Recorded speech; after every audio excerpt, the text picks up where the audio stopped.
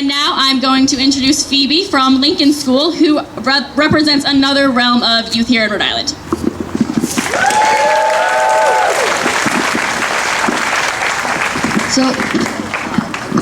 Hi, as you know, I'm Phoebe. I'm 14 and I go to the Lincoln School in Providence, and I'm in the 8th grade.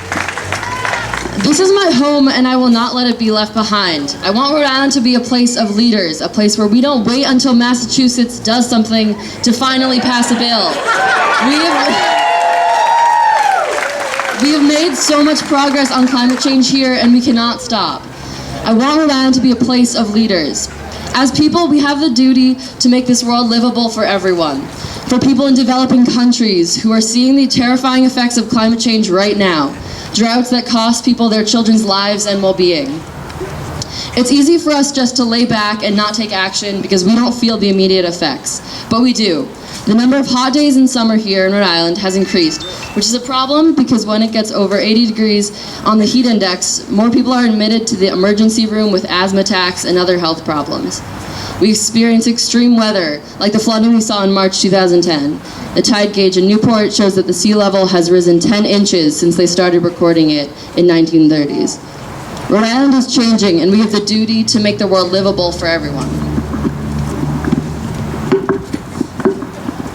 We don't have time to make many compromises. The future that we dreaded and put off is now.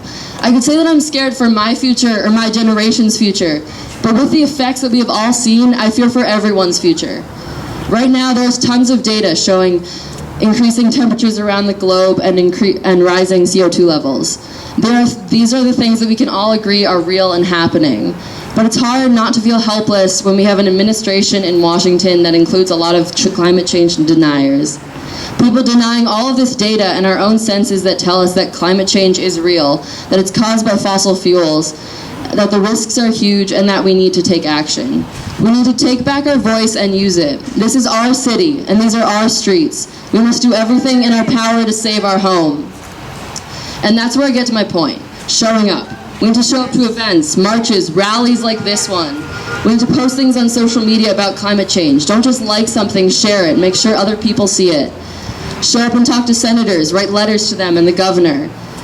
Senator Whitehouse has been great on voting for bills and to protect our world and not harm it, as well as talking about climate change. But he, and especially Senator Reid, need more pushing to do even more. Have your science and humanities teachers work together to talk about climate change and about the risks of geoengineering. Then we'll have kids and teens starting the action, showing up and being the leaders. In other movements, we see kids and teens taking the lead, but in the climate movement, it seems to lack youth. It's our future. It's everyone's future. It's time for us to lead. There's no time to wait. We need change now. We're seeing the consequences and it's terrifying.